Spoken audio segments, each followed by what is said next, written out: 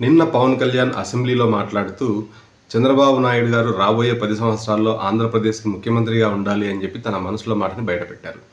ఇది ఆయన మనసులో నుంచి నిజంగా వచ్చిన మాట, లేకపోతే చంద్రబాబు ముందరికాళ్ళకు బంధం వేసేటువంటి మాటలు అనేది ఇప్పుడు అందరూ చర్చించుకుంటున్నారు. అటు చంద్రబాబు కుటుంబ సభ్యులు కావచ్చు, చంద్రబాబు కావచ్చు, బాలకృష్ణ కుటుంబం కావచ్చు, ఇప్పుడు అందరూ కూడా ఈ టర్మ్లోనే లోకేష్ని సీఎం చేయాలని చెప్పి గట్టి సంకల్పంతో ఉన్నారు. అయితే దీన్ని అడ్డుకునేటందుకే పవన్ కళ్యాణ్ చాలా తెలివిగా ఈ మాటను ప్రయోగించారు అని చెప్పి జనాలు చెవులు ఊరుకుంటున్నారు. ఎందుకంటే ఇప్పటికే మనం గమనించాం, తెలంగాణలో కేసీఆర్ 10 ఏళ్ళు అధికారంలో ఉండి కొడుకును సీఎం చేయాలనుకుని కూడా చేయలేకపోయాడు. అంటే పార్టీలో చీలిక వస్తుందనో లేకపోతే ఇంకో దానికో భయపడి కొడుకును సీఎం చేయలేకపోయారు. తరువాత కేసీఆర్ గారు ఓటమి చెందడం, మళ్ళీ ఎప్పుడు గెలుస్తారో తెలియని పరిస్థితి ఉంది.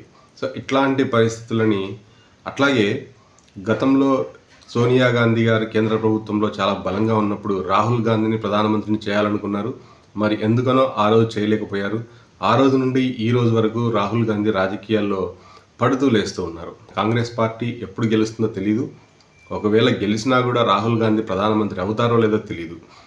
కాబట్టి సమయం ఉన్నప్పుడు, అంటే ఇప్పుడు ఆంధ్రప్రదేశ్లో టీడీపీకి చాలా అనుకూలంగా ఉంది.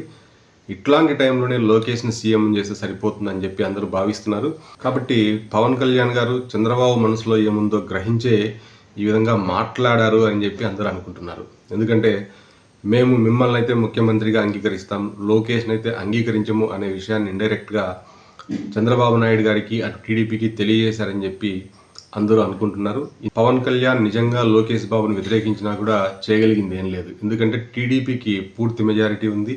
జనసేన కలిసినా కలవకపోయినా టీడీపీకి వచ్చే నష్టం లేదు. కాబట్టి లోకేష్ బాబుని ఒకసారి ముఖ్యమంత్రిని చేయాలి అనుకుంటే పవన్ కళ్యాణ్ ఎటువంటి పరిస్థితుల్లోనూ ఆపలేరు. కాకపోతే ఆయన కూటమి నుండి బయటకు వెళ్ళే అవకాశాలు ఉంటాయి. చంద్రబాబు నాయుడు గారికి పవన్ కళ్యాణ్ని ఎలా హ్యాండిల్ చేయాలో బాగా తెలుసు. కాబట్టి అటు పక్కకు తోసైనా సరే లోకేష్ని ఈసారి ముఖ్యమంత్రిని చేస్తారని చెప్పి టీడీపీ నాయకులు చెవులు ఊరుకుంటున్నారు.